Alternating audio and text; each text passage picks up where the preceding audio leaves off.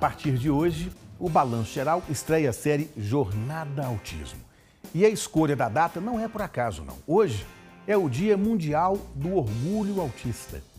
Um marco para celebrar a diversidade e combater o preconceito. No Brasil, 2.400.000 pessoas têm o diagnóstico de TEA, que é o transtorno do espectro autista. A tendência é esse número aumentar. Conhecer as características dessa condição genética e também as potencialidades dos autistas é urgente. Hoje, famílias ainda precisam lutar pelos tratamentos e principalmente pela inclusão. Balançando.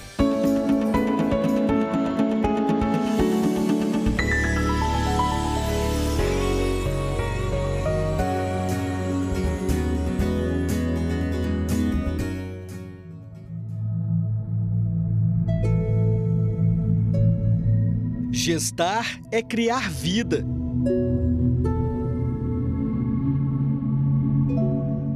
E quando há desejo nesse processo, o filho se torna a concretização de um sonho que nasce no coração e ganha forma no ventre. Ao longo dos meses de formação deste novo ser humano, a mãe começa a idealizar como será aquele alguém, ainda desconhecido, mas também tão aguardado.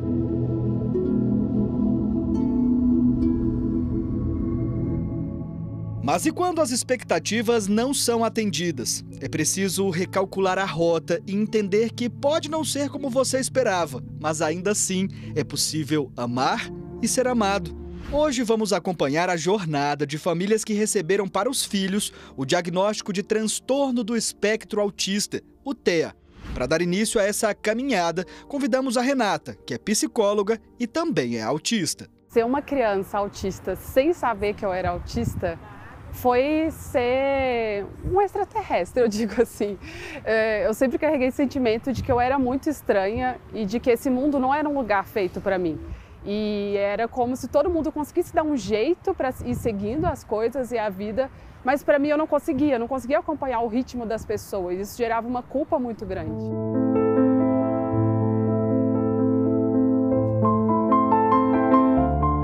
Sentimentos que hoje a Renata consegue expressar, mas essa tal culpa acaba sendo comum também entre as mães atípicas. Assim foi com a Juliana, que é mãe do Arthur, minha colega de trabalho aqui na Record e também a mente pensante por trás dessa série.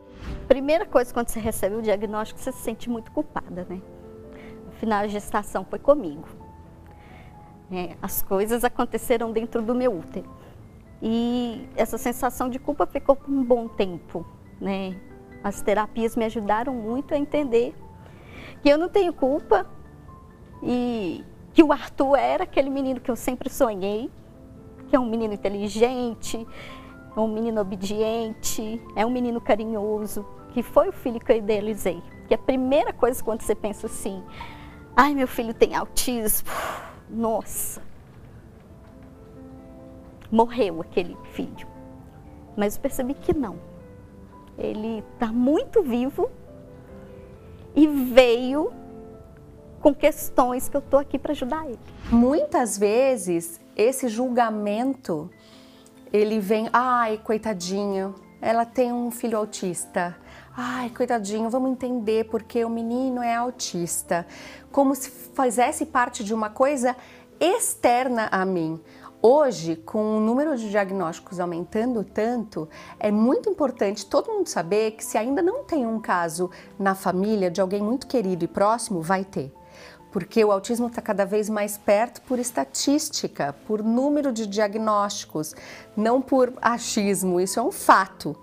Quem não tem um filho, muito possivelmente terá um neto, terá um afilhado, terá um parente próximo e importante com diagnóstico de autismo. E o primeiro passo para isso é entender o que é o autismo. O autismo ele é um transtorno do desenvolvimento. O que é transtorno do desenvolvimento? É quando a pessoa tem um cérebro que funciona diferente e isso acarreta algumas modificações no seu comportamento. E também envolve uma diferença na socialização. Não significa não socializar, não querer conversar com as pessoas, significa ter uma socialização diferente do que se é esperado dentro de um considerado normal. Como você vê ou sente o mundo à sua volta? De maneira geral, as pessoas se assemelham em diversos pontos, mas as diferenças estão aí. Afinal, não somos todos iguais. Agora, como entender essas tais diferenças? Exercitando a empatia. Esse é o convite que eu te faço hoje, enquanto a gente está assim, frente a frente. Mas quando você piscar o olho, vai estar ao meu lado. Hoje você vai passear comigo pelo shopping, mas vivenciando o espaço com um olhar bem diferente. O de alguém que observa muito, o tempo inteiro e com atenção no detalhe. É muita coisa para assimilar, tudo fica confuso, cores, luzes, perfumes. O lugar é cheio, barulhento, dá agonia. São tantos estímulos ao mesmo tempo e não compreendidos que o cérebro simplesmente não suporta. A pessoa entra em colapso. Quem passa por isso vai precisar de mais apoio no dia a dia. Daí foram delimitados os níveis de suporte que compõem o espectro autista. O nível 1 é uma criança que necessita de pouco suporte. O nível de suporte 2 é uma criança que precisa já de um suporte a mais.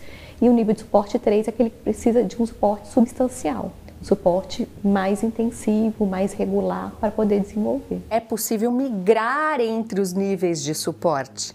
Então, é muito possível uma criança que na primeira infância tenha sido nível 3 de suporte, quer dizer, precisa de suporte intenso, não tem autonomia, totalmente dependente, atraso substancial da fala, dificuldade com rotinas. Ela pode, quando estimulada da maneira adequada, criar tantas novas conexões e migrar de nível para nível 2 de suporte, que precisa de muito suporte, mas que consegue desempenhar o que é esperado dela na escola, na casa, no ambiente social, até nível 1 de suporte, que precisa de pouco apoio para conseguir desenvolver tudo o que é esperado nos ambientes social, escolar, acadêmico e familiar. É que se mães em geral já compartilham muitos sentimentos, entre as mães atípicas ainda mais. Em algum momento, todas já viveram a sensação de se questionar sobre a origem do transtorno. Com certeza tem fator genético no autismo. A genética ela determina o padrão de formação de um cérebro que é diferente. Esse cérebro diferente vai ter comportamentos diferentes e habilidades e forma de se expressar, de ver o mundo diferente também. Só que o resultado de cada ser humano não depende só da genética. Ele vai depender da genética interagindo com o ambiente.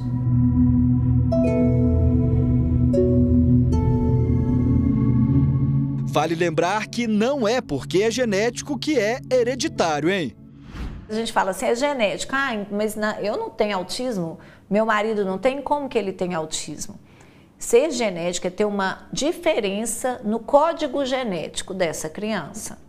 Mas não significa que os pais tenham essa diferença, porque às vezes na hora que os pais mandaram o óvulo e o espermatozoide, fez a união para criar um novo indivíduo, teve uma mutação nessa formação desse novo embrião.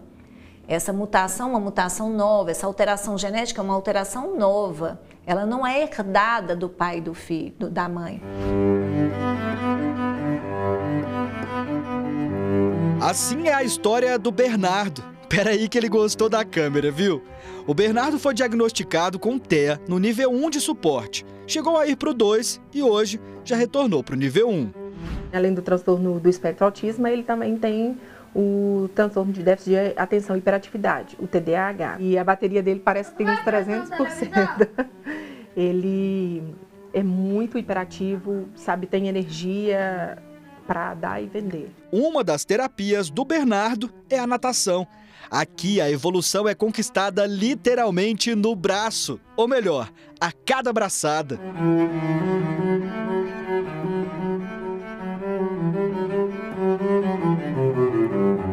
Ele adora a água. Em geral, os autistas eles se sentem confortáveis na água, né? E para o Bernardo é realmente um conforto, um alento. Ele conversa mais, hoje ele sente vontade de convidar as crianças para estar em casa. Quando nós estamos indo embora, ele conversa, ele chama as crianças pelo nome que estão na rua. Tchau, tchau Júlia, tchau Arthur. Então ele sempre vai dando tchau ali para as crianças. A gente vê que, né, mudou toda a interação social. Eu me desloco de Venda Nova até a região aqui do Nacional em Contagem, né, toda essa distância. São aproximadamente aí 25 minutos de carro. Mas justamente porque o Bernardo teve esse acolhimento.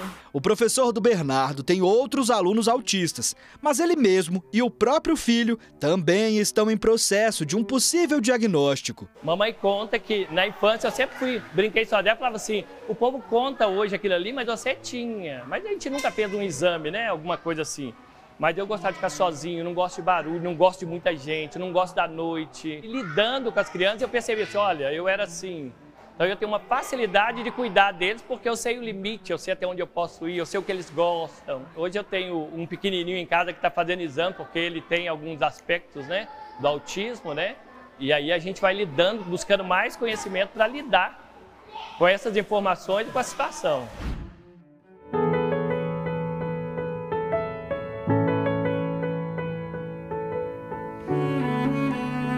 A Keila também viveu todo esse processo com o Arthur, de 9 anos. Logo cedo, ela colocou o filho para fazer uma série de terapias. O Arthur começou a fazer terapia com 2 anos e 4 meses. 2 sessões de fono, 2 sessões de TO, musicoterapia e uma sessão de Denver. A primeira palavra que o Arthur falou quando ele voltou a falar foi tchu. Tinha um desenho de números e letras. E aí ele, tchu! Aí a gente olhou e falou, opa, ele tá falando do 2. E aí a gente foi observando. E a gente até estimulou muito, porque era uma forma de comunicação. E desde então, ele, desenhos, filmes, vídeos, tudo, ele prefere inglês. Em português é muito difícil.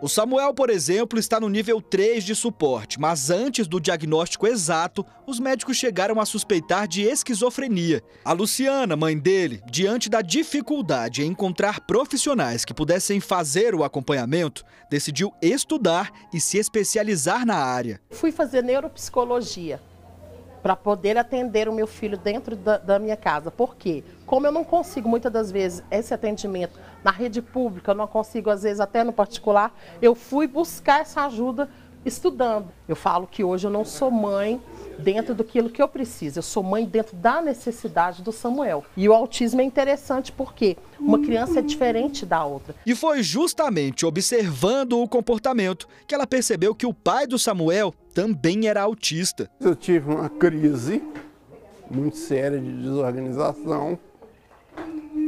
Então eu saí de casa, fiquei perdido, fui para a rua, morei na rua quase 2 meses. E aí depois me acharam e eu voltei para casa. E aí eu comecei a fazer o tratamento. Eu sempre tive essa dificuldade de socialização e tudo, desde pequeno. E eu não entendi o porquê, e agora, depois do diagnóstico, que eu fui entender o motivo. Agora eu consigo compreender também melhor o meu filho, né? Entender ele melhor, entender as necessidades dele. Essa família entendeu que o segredo é pegar na mão, caminhar junto e estimular os pequenos avanços. Afinal, é assim que se alcança o sucesso, ou seria a felicidade. Às vezes o sucesso para um menino nível 3 é ele alcançar as questões básicas do dia a dia, de se alimentar, de trocar de roupa, de tomar banho, de brincar, de ser amado pela família. E o sucesso para um autista nível 1 seja ele ter uma empresa, ou ele estudar no exterior, ou ele ser um professor universitário. Nada mais sofisticado que a gente olhar com amor. Mas calma aí, que esses são assuntos do próximo episódio. A gente vai falar sobre a busca pelo diagnóstico e o tratamento. Caminho esse já percorrido pela mãe do Arthur com muito empenho e amor. Tanto que surtiu o tão esperado resultado. Eu vi mamãe aos 4 anos de idade. E foi muito emocionante. Estava esperando muito esse momento.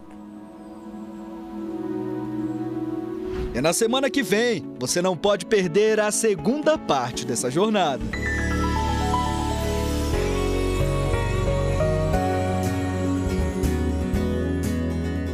essa série é um aprendizado para todos nós. Então não perca, toda quarta-feira aqui no Balanço Geral. Quero mandar um beijão para a Juliana, que é a nossa produtora, para o Arthur, filho dela, um jovem autista, que você viu aí na reportagem, vai ver em detalhes na próxima quarta-feira, para Renata e para o Samuel. O Samuel também é um jovem autista, não perde o Balanço Geral. Está sempre mandando mensagem para mim aqui. Um abração para todos vocês, acompanhem, fica aí as próximas quartas, aqui no Balanço Geral, episódios dessa série, um texto primoroso, sensível do Gabriel Rodrigues, o autismo. Falar sobre isso é urgente. Hoje todo mundo tem que aprender a lidar com as diversidades de pessoas com deficiência. Isso é fundamental.